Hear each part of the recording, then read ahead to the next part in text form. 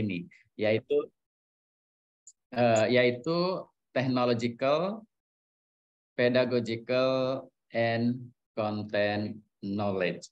Nah, ini kita akan bahas nanti apa yang dimaksud dengan content knowledge, apa yang dimaksud dengan pedagogical knowledge, apa yang dimaksud dengan technological knowledge, atau misalnya apa yang dimaksud dengan pedagogical content knowledge, ya, atau technological content knowledge. Itu bisa begitu kan?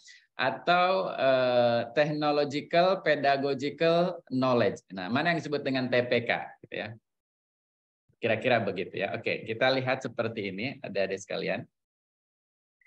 Jadi ketika nanti adik-adik akan membuat model pembelajaran inovatif, apalagi sekarang itu berbasis teknologi, ya berbasis teknologi, maka yang kita bicarakan adalah learning first, technology second. Apa yang dimaksud dengan learning first, technology second?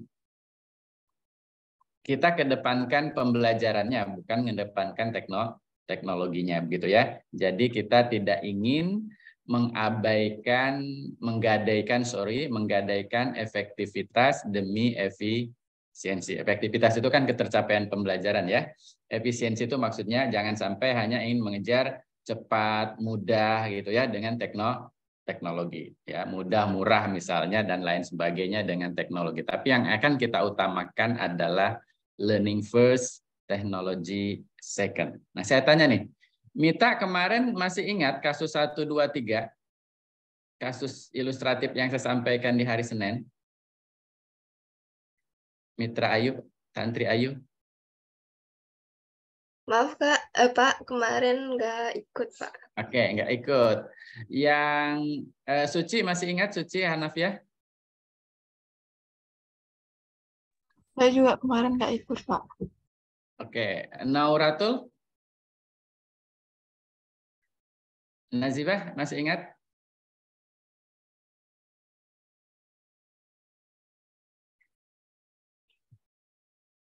Raffi masih ingat Raffi? Mohon maaf Pak, saya kemarin nggak masuk. Oke, yang masuk siapa kemarin ya?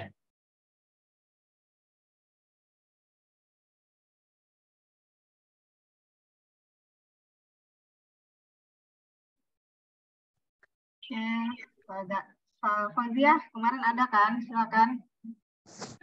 Fauziah kemarin jadi itu ya, jadi dibully ya. Fauziah masih ingat? Maaf Pak, tidak ingat lagi Pak.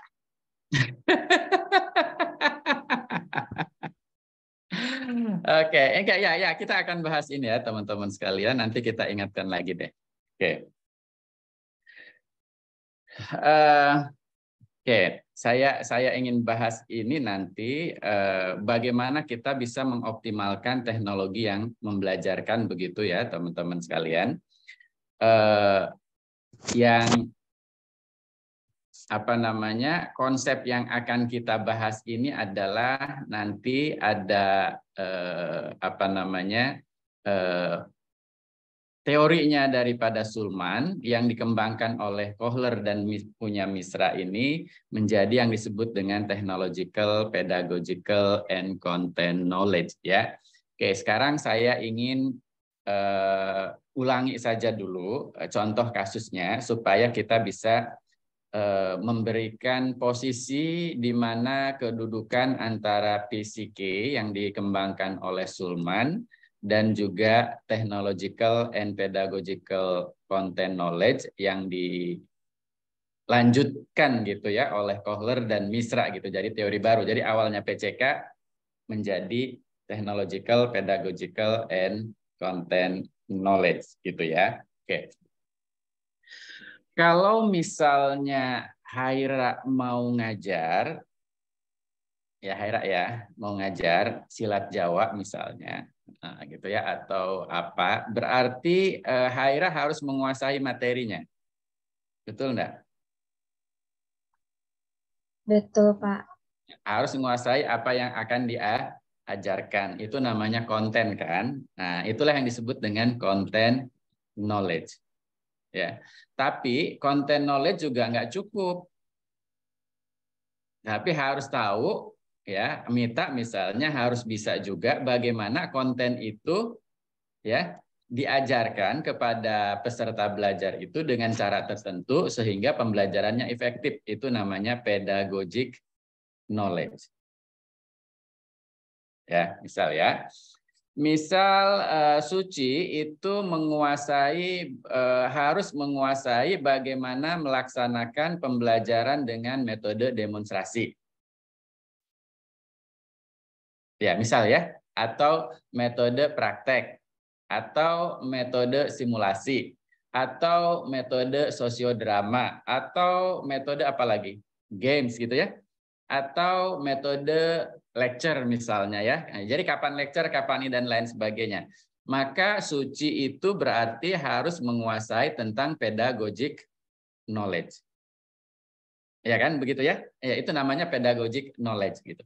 Nah, bagaimana Petri bisa mendesain pembelajaran kalau tidak mengenal pedagogic knowledge. Nah, pedagogic knowledge itu diantaranya adalah strategi pembelajaran, metode pembelajaran, gitu ya, kira-kira gitu ya teman-teman sekalian ya. Nah, gitu.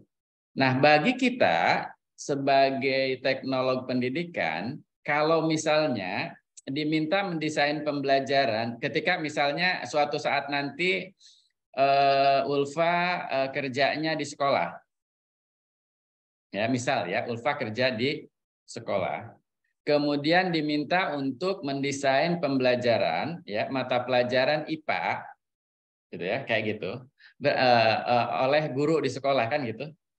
Nah, Ulfa itu kan tidak menguasai konten sebenarnya ya tentang IPA, karena di teknologi pendidikan kita tidak belajar tentang IPA untuk SD, betul enggak? Ya, tapi sebagai teknolog pendidikan kita harus menguasai model-model pedagogik. Nah, model pedagogik itu banyak, model-model pembelajaran nanti ada pembelajaran kooperatif dengan berbagai model-model di dalamnya, dengan berbagai metode di dalamnya kan gitu ya. Ada TGT, ada macam-macam. Nanti Bu Abna mungkin di mata kuliah lain akan pelajari itu. Ada model pembelajaran yang sifatnya information processing gitu ya, tergantung pada pakar siapa nih pengelompokan pembelajaran tersebut. Ada juga pendekatan pembelajaran misalnya project, ada pendekatan pembelajaran kolaboratif dengan berbagai metode yang di dalamnya, atau pendekatan pembelajaran case based teaching method. Nah, gitu ya. Nah, sebagai seorang lulusan teknolog pendidikan, ini teman-teman harus menguasai loh pedagogic knowledge ini. Kalau content knowledge nggak menguasai masih mending, karena nanti kita akan bekerja itu bareng-bareng dengan ahli materi ya, dengan subject matter expert istilahnya. Tapi ketika Anda semuanya akan menjadi lulusan TP, salah satu kompetensinya adalah instructional designer, desainer pembelajaran, gitu ya. Maka teman-teman TP harus menguasai pedagogic knowledge. Nah, berarti harus belajar teori belajar dan pembelajaran. Nah, ini siapa yang bisa mendalami ini kan? Kan gitu ya. Misalnya bagaimana pembelajaran itu terjadi menurut social learning teorinya Bandura gitu ya. Itu harus pelajari teman-teman nih. Coba nanti cari di internetnya social learning teori menurut Albert Bandura. Nah, ini konsekuensinya nanti dalam pembelajaran harus gimana? Misalnya untuk olahraga, ngajarin futsal gitu ya kira-kira ya, teknik dribbling gitu, kayak gimana. Nah, ini teman-teman sekalian, pedagogic knowledge ini teman-teman harus kuasai sebagai lulusan teknologi pendidikan. Nah, ya kan gitu ya. Oke, sekarang misalnya katakanlah Ulfa ingin menerapkan metode pembelajaran simulasi. Berarti ada pedagogic knowledge-nya simulasi ya. Ya. Metodenya simulasi. Kemudian ada teknologi tertentu nih sekarang nih yang bisa digunakan kan gitu simulasi. Ya, simulasi misalnya. Kalau misalnya simulasi itu akan dilakukannya dalam pembelajaran yang tidak tatap muka, dengan teknologinya adalah teknologi sinkronis sekarang ini, teknologi sinkronis kayak sekarang, teknologi sinkronis ya, artinya bisa belajar kapan saja, bisa belajar dalam waktu yang bersamaan, tapi teman-teman bisa di mana saja. Nah, bagaimana itu agar terjadi proses pembelajaran dengan metode simulasi, tapi secara jarak jauh, ya menggunakan teknologinya sinkronis, katakanlah platform yang dipakai adalah Zoom Cloud Meeting. Ya kan? Maka ketika Ulfa mengkombinasikan antara pedagogiknya simulasi dengan sinkronis teknologi, dalam hal ini adalah Jimit atau apa ya? Atau MS Teams misalnya, atau yang paling dikenal sekarang Zoom Meeting, maka itu yang disebut dengan technological pedagogical knowledge.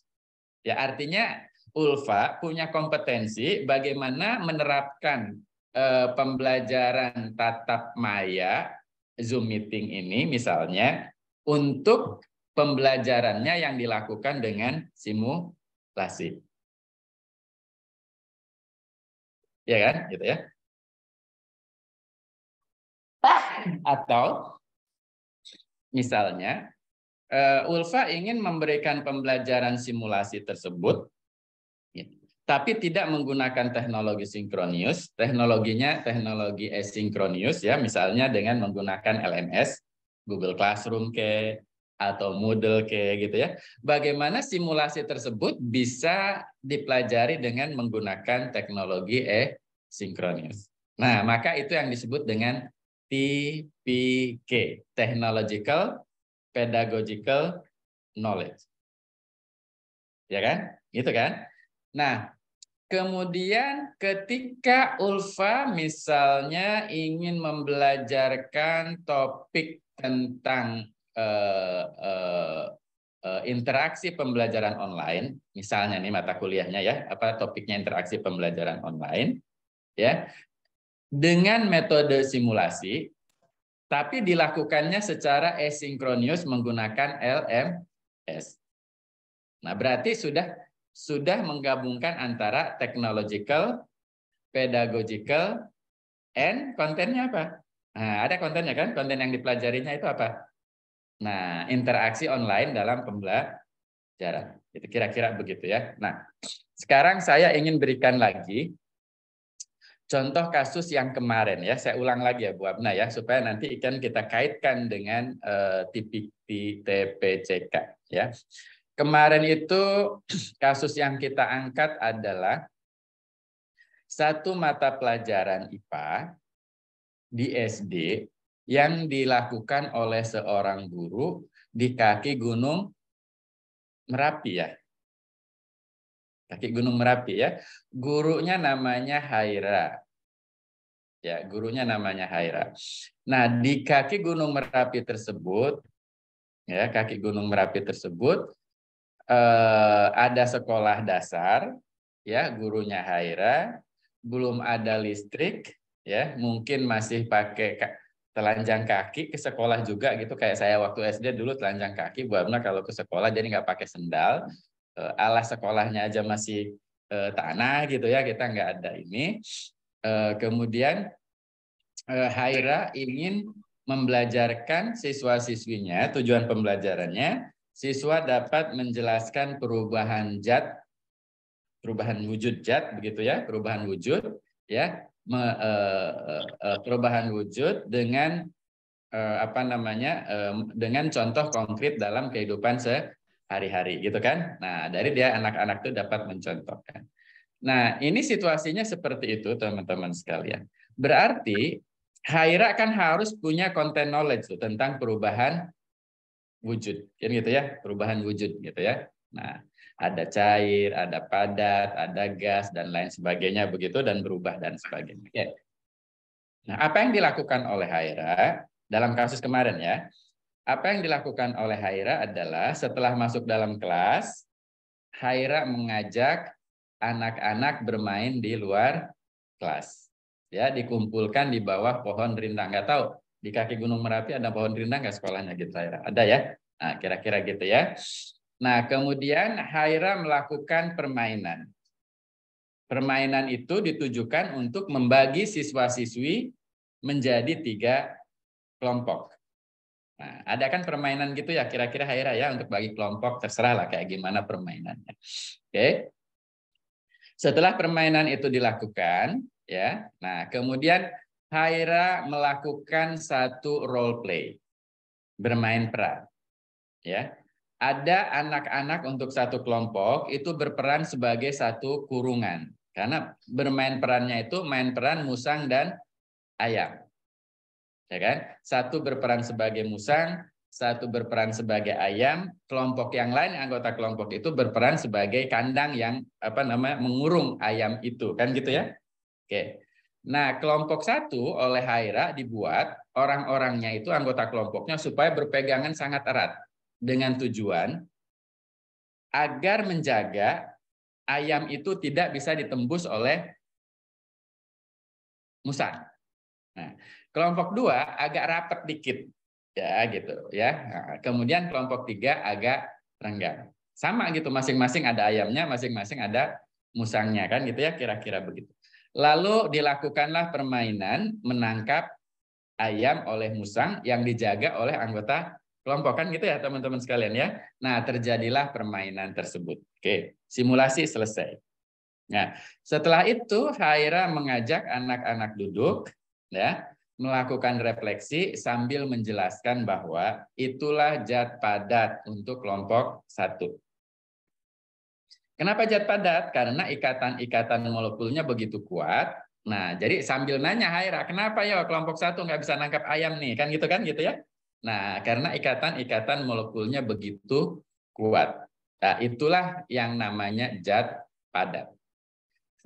Itulah zat cair kelompok 2 dan itulah gas kelompok 3. Nah, itu kira-kira mungkin 15 atau 10 menit lah ya untuk mendiskusikan hal tersebut. Nah, kemudian Haira menjelaskan lebih jauh lah tentang hubungan antara ikatan molekul sehingga menjadikan perubahan wujud gitu ya. Nah, kemudian jelaskan juga tentang perubahan wujud, oke? Setelah itu selesai, Haira memberikan tugas kepada anak-anak secara kelompok, ya kerja kelompok ya, untuk mengumpulkan apa saja yang ada di sekitar lingkungan sekolah. Setelah itu mereka diminta mengklasifikasikannya mana padat, mana cair, mana gas. Dan nanti diminta untuk menjelaskan. Nah, kemudian Haira memberikan waktu untuk mengumpulkan itu. Waktunya adalah sepanjang Haira menyanyikan satu buah lagu. Ya, jangan lagu yang sedih ya. Selamat tinggal duhai kekasih gitu ya. Udah tinggalin aja, jangan dipikirin. Nah, gitu. Terus selesai lagu, anak-anak berbalik, nah ngumpulin, mengklasifikasikan dan mempresentasikan. Ya kan? Selesai di situ. Kemudian Haira mengajak anak-anak untuk merefleksikan apa yang telah terjadi pada hari itu, ya, belajarnya. Dan refleksi itu bebas, ya, mereka mau ekspresikan dan lain sebagainya. Kemudian setelah itu Haira memberikan satu proyek kepada siswa-siswinya, ya, di rumah nanti. Nah, proyeknya adalah membuat cerita yang akan diseringkan pada minggu depan, ya, tentang tentang aktivitas dia di rumah, membantu orang tuanya atau apa, tapi ada penjelasan tentang perubahan zat cair, padat, dan gas. Ya, apakah membuat kopi, apakah menanak nasi, gitu ya, apakah bikin cincau, apakah bikin apa, begitu mereka bercerita. Diminta membuat proyek itu ya. Kemudian pada minggu berikutnya Haira meminta anak-anak untuk sharing di dalam kelas. Itu kasus yang pertama. Kasus yang kedua, ada seorang guru namanya Ulfa. Nah, Ulfa ya, namanya Ulfa. Nah, ini di Bukit Tinggi atau di Padang ya? Di Padang lah, di kota ya, di kota Padang ya. Agak sedikit panas kan kota Padang ya. Kalau Bukit Tinggi kan agak lebih dingin ya. Nah, Kota Padang. Ya, di Kota Padang itu katakanlah di tahun 2025 ya, gitu ya. Udah bagus kan, ada internet, ada handphone, ada macam-macam. Beda kalau Haira kan nggak ada apa-apa tuh, seadanya aja di sekolah kan gitu kira-kira ya. Oke. Nah, apa yang dilakukan oleh Ulfa? Ulfa melakukan hal yang sama seperti Haira.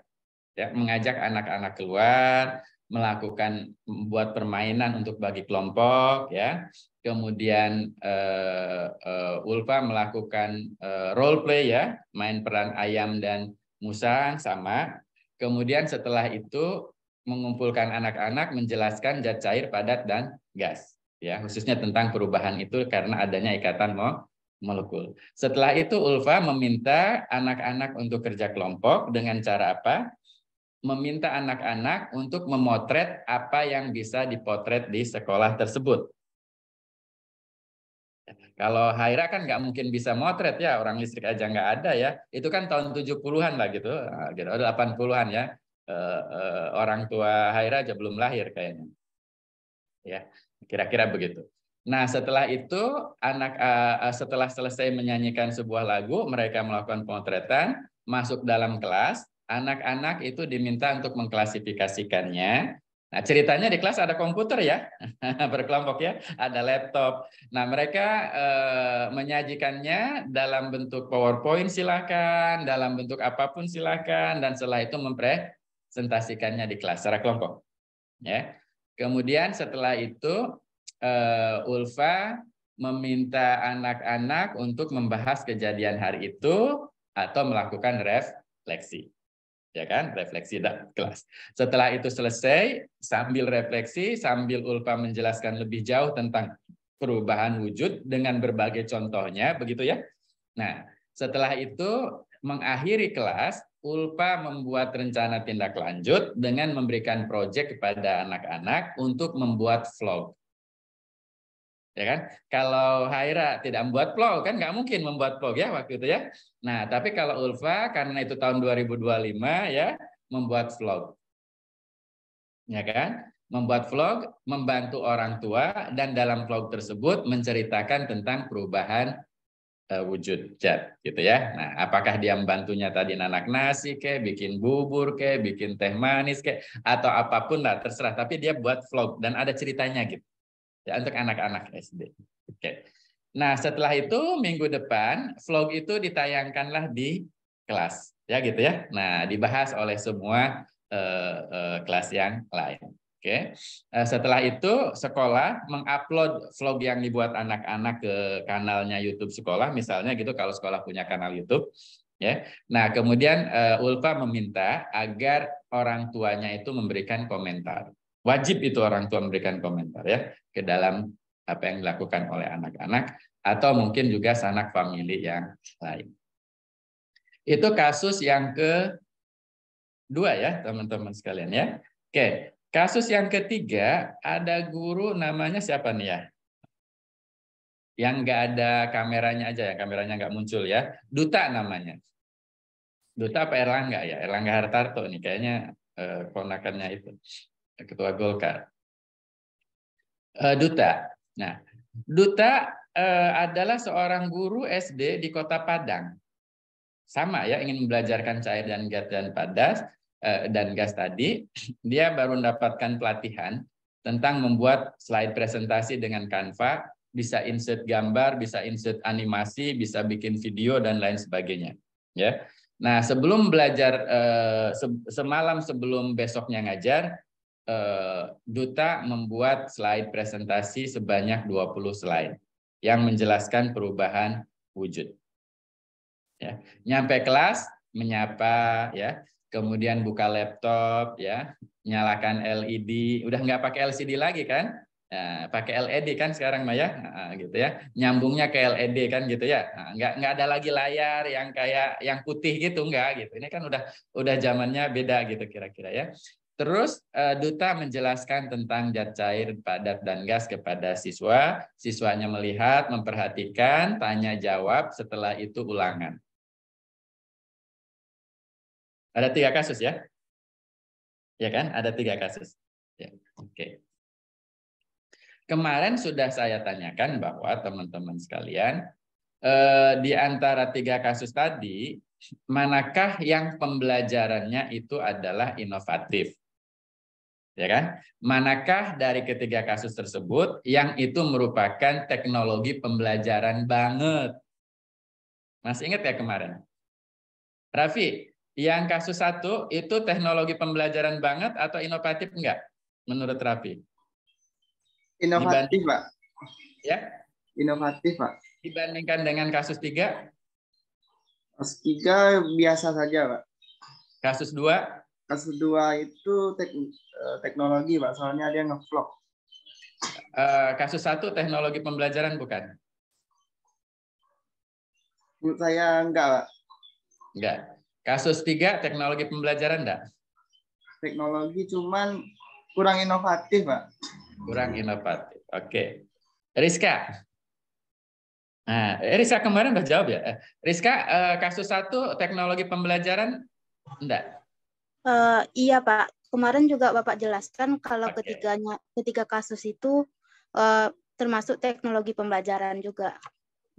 Cuman yang lebih teknologi pembelajaran yang mana? Yang lebih inovatif itu pada kasus kedua, Pak. Karena selain mengajarkan siswa, metode yang digunakannya itu juga menyenangkan gitu, Pak. Bagaimana dengan kasus 1, Rizka? Kasus 1 itu pembelajarannya menyenangkan, tapi tidak menggunakan perangkat lunak atau teknologi yang modern gitu, Pak. Tapi itu teknologi pembelajaran nggak? Iya, karena kan memfasilitasi siswa untuk belajar gitu, Pak. Oke. Oh, berarti mantap ya Bu Abna ya.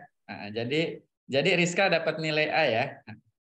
A-nya A bulat, kalau boleh A+ dikasih A+, tapi kayaknya nggak ada A+ ya. Nggak ada. Oke, dicatat Pak Rizkanya. Ya. Jadi teman-teman sekalian, dari kasus yang tadi, teman-teman sekalian ya, kalau kita ingin lihat ya, tadi benar apa yang dikatakan oleh Rizka tadi ya. Kasus 1 itu memang low tech ya, teknologinya memang rendah, tapi dia student centered learning. Ya, jadi bisa disebut sebagai pembelajaran modern dengan teknologi seadanya. Nah, ini kalau kita lihat ke dalam konsep tadi technological pedagogical content knowledge, maka kasus 1 ini termasuk dalam pedagogical content knowledge. Kalau kita ngacu ke teorinya Sulman ya, Bu Abna ya. Nah, tentang fisika kan awalnya Surman menjelaskan itu. Jadi kalau ngajar itu enggak cukup hanya menguasai konten, tapi juga harus menguasai pedagogiknya atau cara membelajarkannya gitu ya teman-teman. Dalam bahasa TP itu namanya facilitating learning-nya kan gitu ya. Oke. Kalau menurut Sulman itu PCK ya, pedagogical and content knowledge. Tapi kalau menurut pendekatan kita teknologi pembelajaran, yang kasus 1 pun itu teknologi pembelajaran. Ya, karena teknologi pembelajaran tidak bicara teknologi dalam arti perangkat. Ya kan? Gitu. Jadi cara membelajarkan yang asik, menyenangkan gitu ya, interaktif, yang student active learning, student center learning seperti yang kasus yang nomor 1, kasus Haira itu adalah teknologi pembelajaran. Banget pakai banget. Ya kan? Teknologi pembelajaran banget gitu ya. Walaupun sedia kala. Jadi mohon diingat ya, 2 itu ya pendekat ya. Jadi kalau menurut Sulman itu PCK ya, tapi kalau menurut konsep TP secara umum, walaupun tanpa teknologi, menurut orang awam maksud saya gitu ya, tapi itu adalah teknologi pembelajaran ya. Oke, clear ya teman-teman sekalian. Oke. Nah kemudian kasus yang kedua itu adalah pembelajaran modern dengan teknologi modern. Nah kalau menurut tadi ya punya Misra dan juga Kohler, inilah yang disebut dengan technological pedagogical and content knowledge. TPCK atau TPACK ya. TPEC gitu ya, Technological, Pedagogical, and Content Knowledge. Jadi bagaimana dia menggunakan perangkat-perangkat yang ada dan lain sebagainya untuk meningkatkan, memfasilitasi pembelajaran. Kenapa dilakukan itu oleh ULFA? Karena situasinya memungkinkan. Iya kan, situasinya memungkinkan. Sekolah ada internet, sekolah ada komputer, ada handphone juga, dan lain sebagainya. Tapi Haira nggak menggunakan itu karena situasinya nggak memungkinkan menggunakan itu ya. Oke. Sementara teman-teman sekalian, ini dalam pembelajaran inovatif ya teman-teman. Kasus nomor 3, ini pembelajaran kuno dengan teknologi modern. Ya, perangkatnya yang digunakan itu high tech, tapi teacher center learning, bukan student center active learning. Ya, jadi pembelajarannya kuno, teknologinya modern. Sudah ada lagi yang kasus keempat, nggak diceritakan di sini, gitu ya, nggak diceritakan di sini. Sudah tidak menggunakan perangkat, ya, pembelajarannya juga teacher center, gitu ya. Nah, itu juga repot, gitu ya, teman-teman sekalian. Nah, ini yang ingin kita bahas pada kesempatan kali ini, teman-teman sekalian. Inilah yang disebut dengan apa istilahnya PCK ya. Yang pertama, kemudian yang kedua adalah TPCK. Itulah sebabnya kemarin saya menyarankan untuk mata kuliah Ibu Abna, model-model pembelajaran inovatif itu, kalau nanti model pembelajaran yang dibuat oleh teman-teman itu berada pada kuadran keberapa? Kedua ya. Kalau berada, ini kuadran keberapa? Kasus 3 nih. Nah, kalau ada di sini nih kuadran kedua, ya ini kuadran kedua. Atau kuadran ketiga di sini ya, apalagi yang ini LOTEH dan TCL ini, maka nilainya apa kemarin ya, F ya Bu Abna ya, nilainya F gitu. Kalau enggak nilainya D gitu ya. Tapi kalau di antara kuadran 1 dan kuadran 4 begitu ya, berarti nilainya A atau minimal B. Ya, untuk mata kuliah ini. Jadi teman-teman kan punya gambaran gitu ya, kira-kira seperti itu. Jadi yang nanti diakui sebagai pembelajaran inovatif itu adalah kasus 1 dan kasus 2. Ya, bayangkan ya, dalam kasus 1 itu ada metodenya sama dengan kasus 2. Cuman bedanya perangkatnya aja yang beda. Ya. Dimulai dengan permainan, dilanjutkan dengan role play, dilanjutkan dengan diskusi dan lecture dilakukan oleh guru kan gitu ya. Setelah itu dilanjutkan dengan kerja kelompok, diakhiri dilanjutkan dengan refleksi bersama gitu, diakhiri dengan project. Ya ada berapa tuh? Ada 6 ya.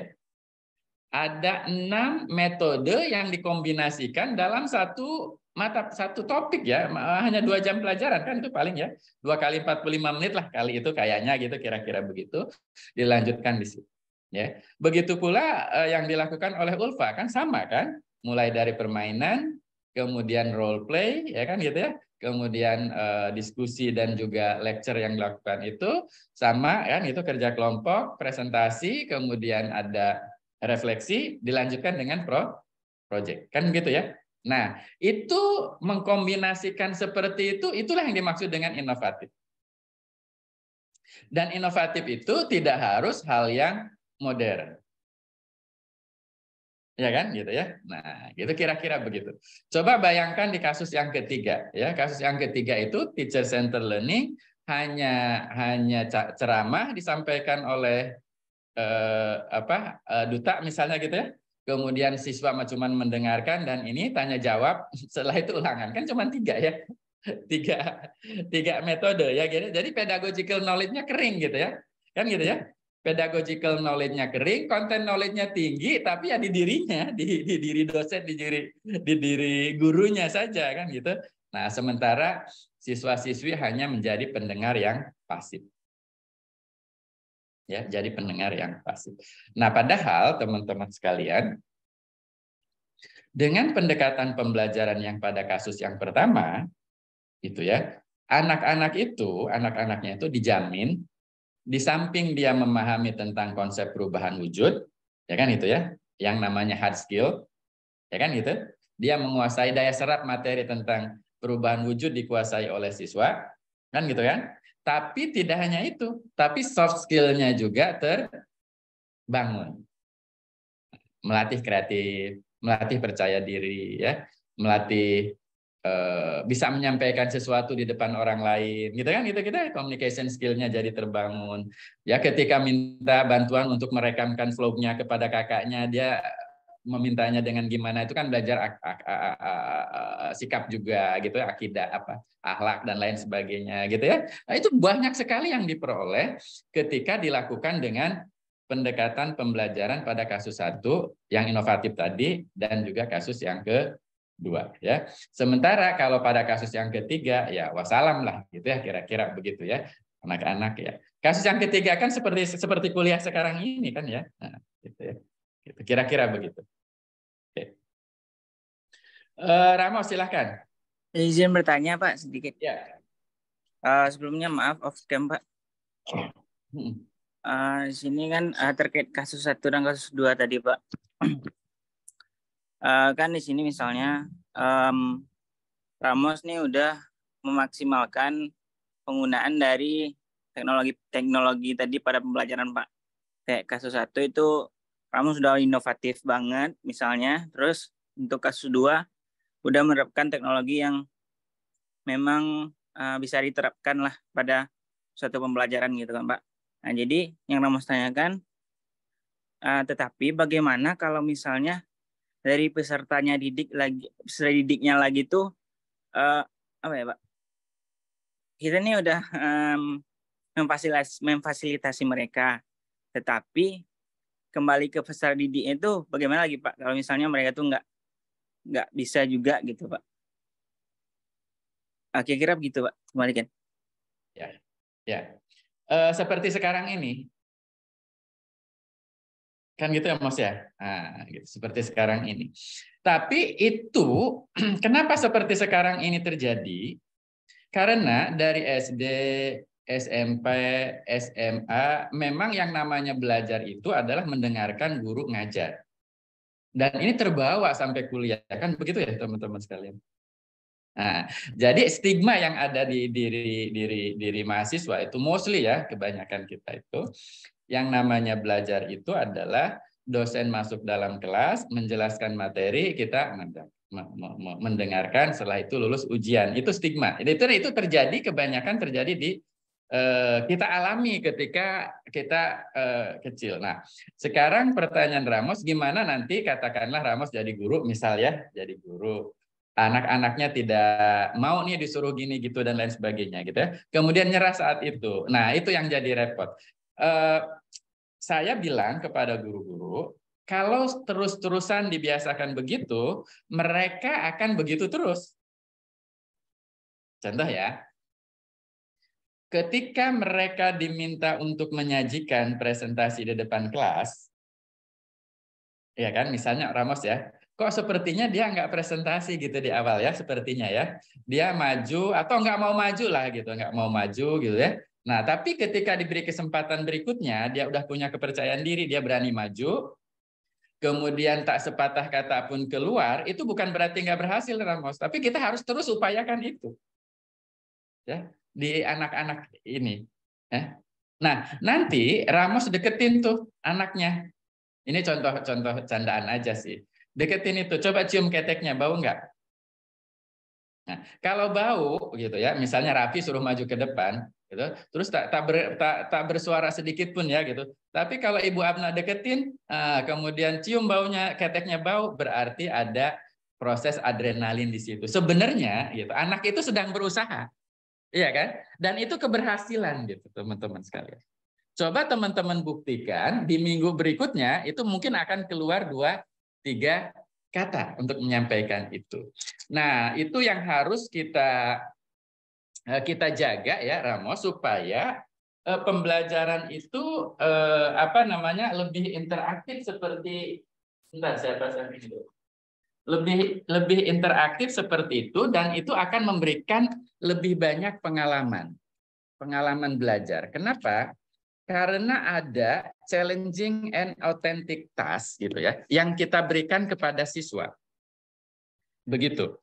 Nah, kenapa misalnya anak-anak SD di Singapura ya atau anak-anak SD di Finland gitu yang terkenal itu pembelajarannya gitu pada berani-berani gitu ya, enggak pada percaya diri dan lain sebagainya karena memang dibiasakan begitu teman-teman sekalian. Bukan dibiasakan duduk, datang, nyatat, dengar kan gitu ya. Nah, itu terbiasa seperti itu. Oke. Nah, Raffi kayaknya Raffi aktivis enggak?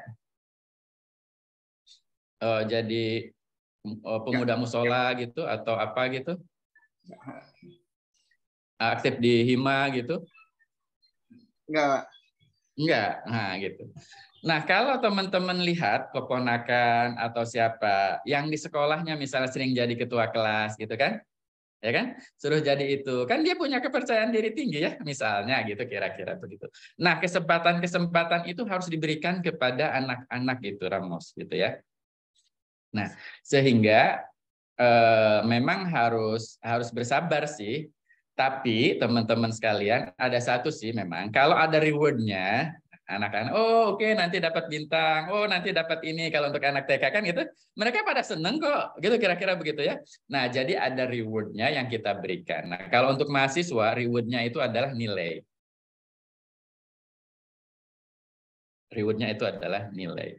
Jadi kayak mahasiswa saya misalnya yang S1 kan sama seperti sekarang nih kayak gini ya. Suruh masuk pada telat, pada gini dan lain sebagainya. Suruh mendengarkan pada off cam dan lain sebagainya. Buat saya off cam nggak jadi masalah ya. Tapi ketika saya bikin assignment-nya otentik ya, bukan bikin paper maksudnya Bu Abna. Saya suruh buat video, videonya harus gini sebagainya. Nah, awal-awal Ramos, awal-awal itu dari 10 atau 15 mahasiswa, itu pasti untuk assignment pertama itu banyak yang telat. Banyak yang telat, Bu Abna. Iya kan? Nah, kita kan kecewa, tapi kita nggak habis akal, udah biarin aja yang telat ya. Tapi kan saya bilang, terima kasih Haira, terima kasih Fauzi, terima kasih Raffi yang sudah mengumpulkan tugas. Luar biasa, Anda dapat nilai A. Kan gitu? Oke. Tapi kalau Raffi nggak puas dengan nilai ini, silahkan nanti perbaiki lagi, kumpulin lagi, gitu kan? Gitu kira-kira begitu ya, teman-teman sekalian. Nah, ketika saya bilang gitu di WhatsApp grup, itu 5 menit kemudian itu mahasiswa yang lain pada WA juga, Pak boleh extend nggak? Kan gitu kan, kira-kira gitu ya, teman-teman sekalian ya. Nah, terus saya bilang, bagi yang sudah ngumpulin dan nggak puas dengan nilai saya, dengan ada umpan balik yang saya berikan, kan gitu ya, apa yang harus diperbaiki gitu, silahkan perbaiki lagi. Tapi bagi yang telat ngumpulin tugas, gitu kan, kira-kira contoh ini mau Bu Abna, contoh saja dan sedih pakai sih. Yang bikin tugas ya mohon maaf, tidak ada peluang untuk memperbaiki. Tapi jangan khawatir, masih ada tugas yang lain. So next week jangan sampai ketinggalan lagi tugasnya. Enggak ada tuh yang nggak ngumpulin tugas Bu Abna. Enggak ada. Termasuk hari ini, pagi ini, saya jam 6:30 sampai jam 8 tadi, itu meriksa tugas, Bapak teman-teman sekalian. Ya. Karena hari ini harus saya periksa, nggak ditunda lagi. Hari ini due date-nya kemarin, hari ini saya lihat, hari ini mahasiswa harus tahu. Ya kan itu? Sehingga seperti itu. Nah, itu membuat mahasiswa aktif juga, Ramos. Ya kan, nggak hanya dosen aja nyerocos ngomong begitu kan, gitu kan, nggak pernah saya kuliah di gitu kan, gitu kira-kira begitu ya. Nah ini salah satu contoh. Nah mengapa itu penting? Karena mengaktifkan siswa itu dengan authentic and challenging task itulah tujuan kita dalam mendesain pembelajaran untuk sekolah itu bukan hanya sekedar membuat siswa itu dapat menguasai materi, bukan hanya ngejar hard skills. Tapi di balik itu, di balik unsur pedagogik itu, membuat siswa itu menguasai soft skills. Bahasa Bu Abna mah karakter, itu kan Bu Abna kan spesialisasinya pendidikan karakter kan gitu ya. Nah itu yang akan terbangun. Begitu Ramos. Baik Pak, terima kasih Pak. Berarti kita nggak bisa dong ngepastiin kalau misalnya kita menerapkan suatu pembelajaran gitu kan, pembelajaran inovatif misalnya, itu pada suatu sekolah atau kelas itu nggak bisa kita pastiin ya Pak. Berarti untuk capaian atau hasil yang berikan itu sudah maksimal gitu ya Pak. Berarti harus bertahap gitu. Mungkin Ya. diawali dengan apa tadi, meningkatkan minat terlebih dahulu ya Pak. Ya, untuk meningkatkan minatnya itu bertahap ya. Kemudian untuk membuat pembelajaran efektif itu juga harus disesuaikan dengan kondisi gitu ya dan lain sebagainya. Jadi yang saya sampaikan tadi contoh kasus pertama itu dan contoh kasus kedua itu adalah saya bilang tadi learning first, technology second, ya kan? Jadi kasus pertama itu lebih mengutamakan memfasilitasi pembelajaran yang terjadi, walaupun teknologinya tidak canggih-canggih amat, perangkatnya maksud saya ya. Nah, dalam kasus yang kedua itu learning first, yang diutamakan itu adalah aktivitas pembelajaran yang experiential dengan menggunakan teknologi. Jadi kalau kasus 2 itu membelajarkan dengan teknologi, tapi kalau kasus 3 itu mengajar dengan teknologi. Beda nggak coba? Kasus 2 ya. Kasus 2 itu siswa itu learn through technology. Belajar melalui teknologi. Kan gitu ya? Iya kan? Nah, Iya. Kalau kasus yang ketiga, teaching with technology, yang ngajar dengan teknologi. Itu nggak TP banget gitu ya. Gitu, kira-kira begitu ya. Padahal kasus yang ketiga itu ya kalau dalam kelas nanti bisa kita optimalkan teknologi yang ada, tapi membuat pembelajaran lebih student centered active learning gitu. Terjadi experiencing something gitu ya. Bukan hanya kalau kasus 3 kan hanya siswa itu hanya ngandalin mata dan telinga kan gitu. Dia tidak melakukan apa-apa, tidak ini terlalu banyak. Mungkin ada pikiran sendiri ya dalam ini terbangun gitu. Ramos, thank you, pertanyaannya luar biasa Ramos. Ramos dapat A ini kayaknya nih buat. Baik, terima kasih Pak atas jawabannya. Insya Allah lah Ramos paham gitu Pak. Iya, oke. Ini calon teknolog pendidikan bagus nih. Ya. Ada lagi? Fawas?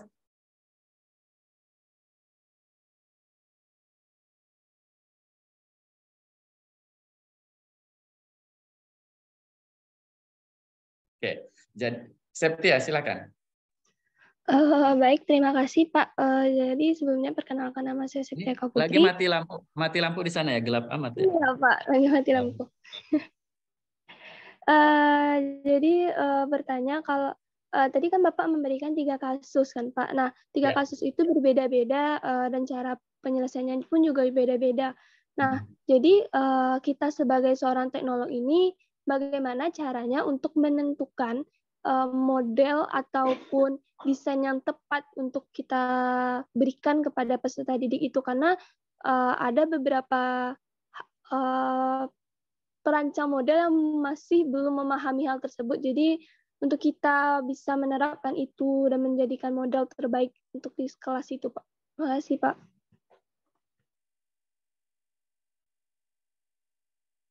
Iya, betul. Jadi misalnya gini ya, untuk kasus yang sama, tadi kasusnya membelajarkan IPA ya, pembelajaran IPA tadi untuk topik yang perubahan zat itu tadi, bisa saja nanti pelaksanaan pembelajarannya lain-lain, tidak sama seperti kasus 2 dan kasus 1 ya, tapi efektifnya akan sama. Ya, efektifnya akan sama gitu ya, kira-kira begitu. Yang dilakukan. Oleh karena itu, kita sebagai desainer pembelajaran, emang kelemahan kita sebagai teknologi pendidikan itu di kontennya nggak kuat. Mungkin ya, di kontennya nggak kuat. Nah, kita, kalau kita menjadi desainer pembelajaran itu, maka salah satu modal yang harus dikuasai oleh desainer, kalau misalnya Ahmad Fawaz itu ingin jadi hair stylist, awas ya. Kalau jadi hair stylist kan stylenya udah bagus deh, ya kan? Kalau jadi hair stylist gitu ya, hair stylist itu, maka Fawaz harus tahu style rambut itu kayak gimana dan bagaimana di style kayak gitu dibuatkan begitu ya, betul enggak? Ya kan? Nah, oleh karena itu, kalau Septia ingin mendesain pembelajaran yang interaktif dan lain sebagainya, maka harus tahu itu pembelajaran interaktif kayak gimana. Nah, jadi harus punya referensi itu dengan cara apa? Dengan cara mempelajari model-model pembelajaran ini gitu ya, dalam aksi langsungnya itu kayak gimana gitu. Ya kan gitu ya. Jadi pembelajaran active learning itu dalam situasinya di lapangan itu kayak gimana dan itu bisa diterapkan. Nah, kalau kita nggak menguasai itu, ya susah gitu kan, kayak gitu. Sama kayak hairstylist itu, kenapa dia hairstylistnya ini jadi laku? Karena dia style yang dia buat ini bagus-bagus, karena dia punya referensi bagaimana apa istilahnya membuat style rambut. Nah, gitu. Nah, beda ketika saya waktu kecil datang ke tukang cukur rambut. Cukur rambutnya cepat aja semua, karena dia cuma punya itu doang satu-satunya yang dia miliki, kan gitu. Oke. Nah, sama teman-teman sekalian, seorang dosen gitu ya, kalau dia memang punya metode pembelajarannya itu hanya ceramah, paling banter adalah diskusi presentasi kelompok, ya gitu aja setiap semester juga begitu terus, kan gitu ya teman-teman sekalian, ya kan? Nah, guru juga gitu. Kalau guru itu yang namanya ngajar itu adalah menyampaikan materi aja gitu ya, menjelaskan depan gitu, tidak ada kombinasi yang lain, nanti akan begitu gitu. Jadi ini yang apa namanya yang terjadi. Kira-kira begitu Septia. Jadi kalau Septia jadi arsitek gitu ya, bagaimana bentuk-bentuk bangun yang bagus, ya Septia harus punya referensi. Nah, bagaimana yang bagus itu kayak gimana gitu ya. Nah, kalau Septia ingin menguasai desain pembelajaran, misalnya kalau think share pair-nya kayak gimana, misalnya pembelajaran kooperatif ya, nah, itu kayak gimana sih yang efektif? Nah, itu harus kita kuasai. Ya teman-teman sekalian. Nah, yang saya sampaikan tadi, contoh kasus 1 dan contoh kasus 2, itu adalah penerjemahan dari teori belajar konstruktivisme. Ya, jadi constructivistic learning theory diterapkan dalam pembelajaran, saya contohkan dalam ilustrasi kasus 1 dan kasus 2. Kan gitu ya, teman-teman sekalian ya. Nah, gitu. Kayak gitu. Jadi ketika saya membuat kasus ilustratif 1 dan 2 tadi, itu didasarkan atas konstruktivistik teori. Tapi itu juga belum tentu bisa dilaksanakan di lapangan, kan? Kalau sebelum nanti kita cobakan, kita inikan, dan nanti akan kita perbaiki lagi. Gitu, Septia. Baik, terima kasih Pak. Jadi bisa diambil kesimpulan kalau kita menjadi seorang perancang mode pembelajaran itu, kita harus memahami model terlebih dahulu dan juga menguasainya. Dan kalau seperti yang Bapak contohkan tadi itu, kita bisa menguji cobakannya dan merubahnya nanti sesuai dengan perjalannya waktu. Terima kasih Pak. Ya, sama-sama.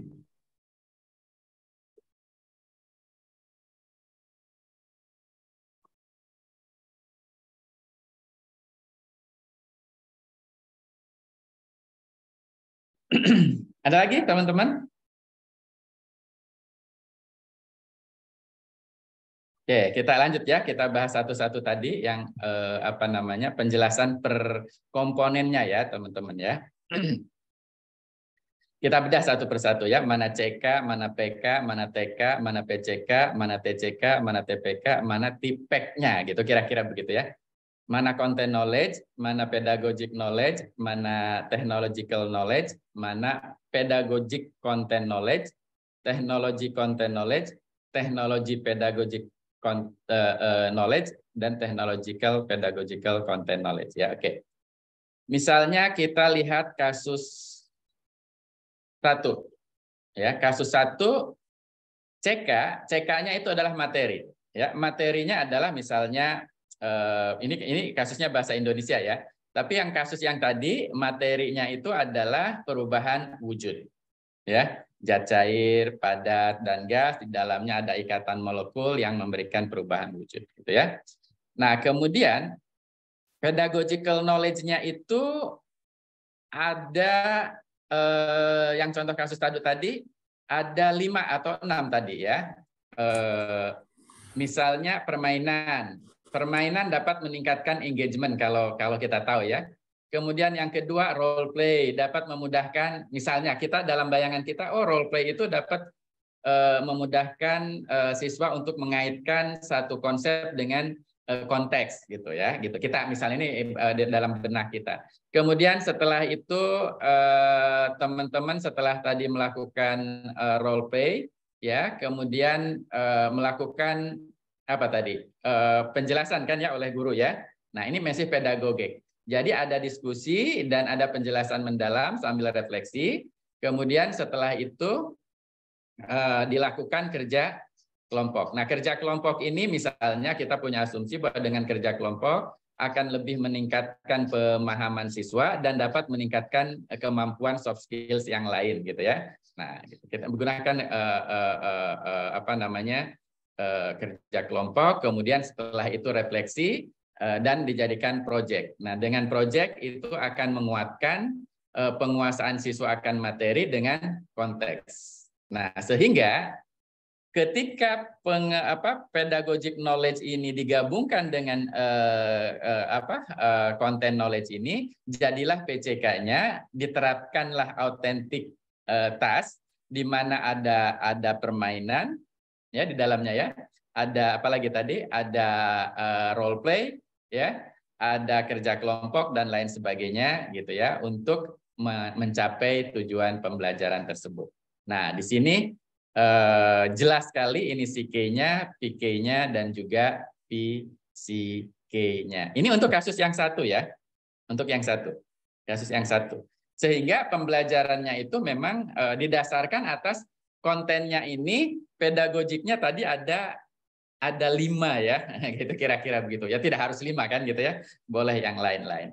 Tapi ketika menggunakan 5 metode itu juga bukan tanpa dasar kan gitu ya. Nah, sementara ketika di ujungnya di PCK-nya ini tetap menerapkan pembelajaran yang experiential dengan cara memberikan authentic and challenging task, tapi dengan dengan permainan, dengan role play, dengan apa dan seterusnya sampai 5 metode tadi tercapai. Ini contoh kasus satu. Contoh kasus yang kedua, ini content knowledge-nya sama ya. Pedagogical knowledge-nya sama, tadi ada 5, tapi di sini technological knowledge-nya misalnya handphone dan laptop bisa digunakan untuk mendorong kreativitas, memecahkan masalah dan lain sebagainya. Oleh karena itu, ketika dikombinasikan antara PK ini dengan TK, jadilah TPK misalnya, handphone dan laptop digunakan untuk menerapkan authentic and challenging task dan mendorong kemampuan berpikir tingkat tinggi, sehingga untuk pembelajaran tersebut memanfaatkan handphone, game, simulasi dengan authentic task yang lengkap seperti yang dicontoh kasus yang kedua tadi, jadilah yang namanya technological, pedagogical, and content knowledge. Nah, jadi teman-teman boleh pakai 2 itu aja. Mau yang PCK saja atau mau yang TIPEK. Silahkan ya. Tapi jangan sampai yang kasus yang ketiga. Gitu.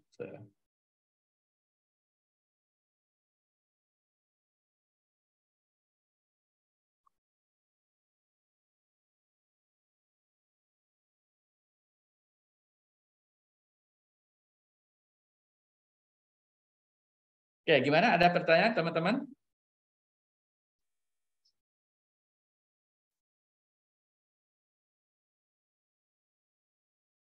Oke. Saya kira Bu Adna udah cukup untuk yang TIPEK-nya. Kita masih ada waktu, habis ya? Habis, ya. Udah, next time aja. Next time. Oke, baik. Itu tadi saudara, jadi sebenarnya teknologi pendidikan itu adalah sebenarnya kalau teknologi itu kita artikan dengan cara-cara ya Pak US ya. Jadi artinya tidak semata-mata kita bicara teknologi pendidikan itu memang alat-alat yang berbau hard teknologi ya, misalnya kayak teknologi komputer dan lain sebagainya. Nah, cuman memang pada saat sekarang ini, apalagi di zaman 4.0 ini, nah itu kebutuhan tentang pembelajaran yang menggunakan teknologi itu memang cukup tinggi ya, dan memang orang-orang teknologi pendidikan, kita khususnya, itu kan sekarang banyak memanfaatkan itu misalnya teknologi komputer seperti itu ya Pak ya, aplikasi-aplikasi, dan itu yang sederhana itu tidak apa-apa saudara dapat pelajari ya, agar benar-benar bisa menyesuaikan ya. Contohnya dengan misalnya kalau di sini kan misalnya kita bisa pakai Quizzes, nanti itu kan salah satu contoh aplikasi ini juga ya yang dapat memotivasi. Saudara, sebenarnya kalau saudara menggali dari beliau ini banyak sekali yang bisa digali ya. Cuman ya itu tadi karena memang waktu yang terbatas dan juga mungkin ke depan ini saudara bisa lebih mengoptimalkan ya.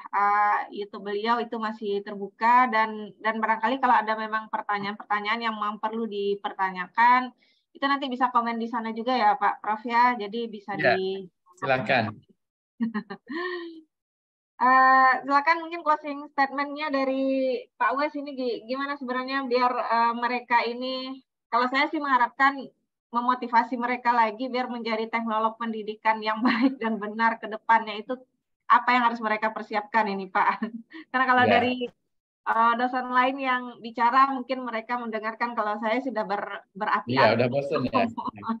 Silakan Pak Prof untuk yang saya ingin menyampaikan welcome to the jungle gitu ya. Selamat bergabung di Padepokan Teknologi Pendidikan teman-teman sekalian, dan Padepokan Teknologi Pendidikan ini relatif baru karena hadir di Indonesia itu tahun 79.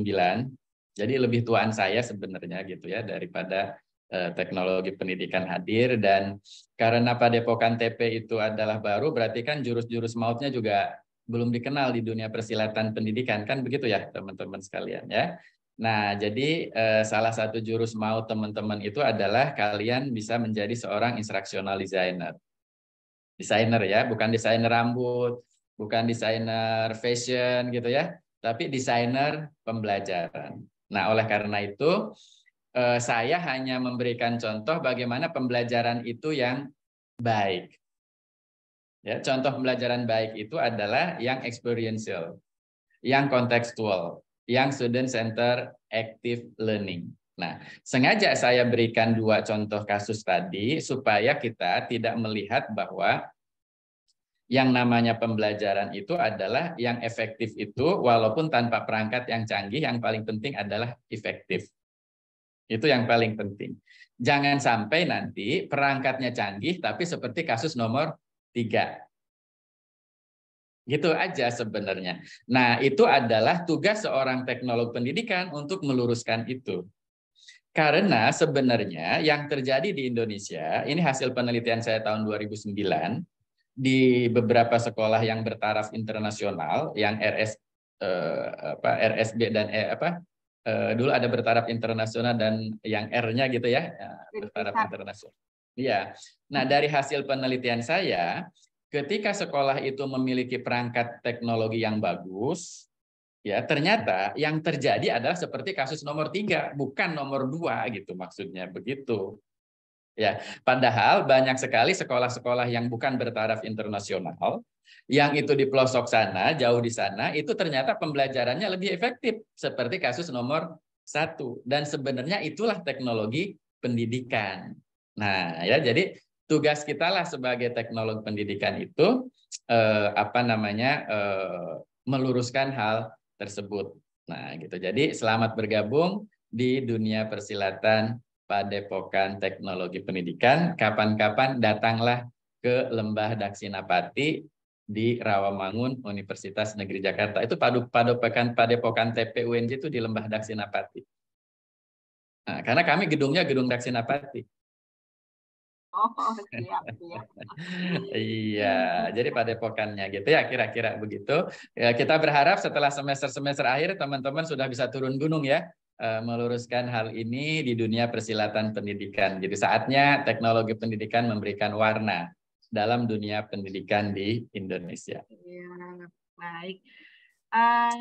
Itu saudara, harapan kami juga sebenarnya di TP ya, dan juga harapan para TPers Indonesia Raya ini ya, jadi agar pembelajaran yang ada itu benar-benar berubah seperti yang disampaikan oleh Pak Wes tadi ya, lebih mengaktifkan peserta didik ya, jangan fokusnya kepada si guru saja.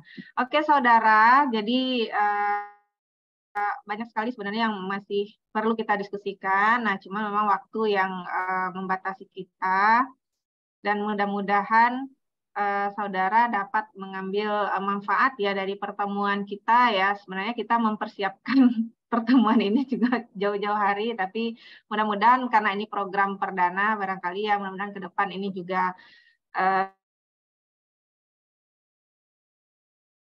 terus kita perbaiki ya bagaimana teknis yang seharusnya ya agar ini bisa memberikan manfaat ya terutama untuk mahasiswa ya untuk mendapatkan pengalaman-pengalaman di luar kampusnya. Terima kasih Pak Uwe atas kehadirannya pagi ini. Mudah-mudahan teman-teman ini mudah-mudahan nanti kita suatu saat bisa mengundang beliau ya untuk datang langsung ke Padang atau saudara juga diundang untuk ke UNJ ya. Sebenarnya ada kesempatan ini ya, kalau mau itu, cuman memang karena kita pertukarannya mandiri, memang biayanya masih mandiri, saudara. Tapi kalau memang ada yang mau ke UNJ untuk kuliah semester depan, itu tidak ada persoalan. Juga sudah kita diskusikan dengan Bu Retno ya, kalau ingin menggali pengalaman lebih lagi, masuk dengan teman-teman di UNJ. Prinsipnya gitu Pak Wen, kalau ada yang mau datang, silakan difasilitasi, cuman memang dengan pembiayaan mandiri. Tapi tidak ada persoalan ya, kalau memang saudara mampu untuk itu.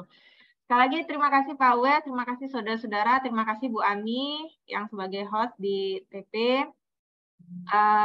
Demikian saja untuk pertemuan kita pada pagi hari ini. Mudah-mudahan bermanfaat. Mohon maaf dan khilaf. Jika ada salah-salah dalam penyampaian, mari kita tutup dengan hamdalah. Alhamdulillahirabbil alamin. Assalamualaikum warahmatullahi wabarakatuh. Waalaikumsalam warahmatullahi wabarakatuh. Ya, sampai jumpa teman-teman. Mohon maaf ya. Maaf nih puasa-puasa. Terima kasih Pak. Ya. Terima kasih Pak.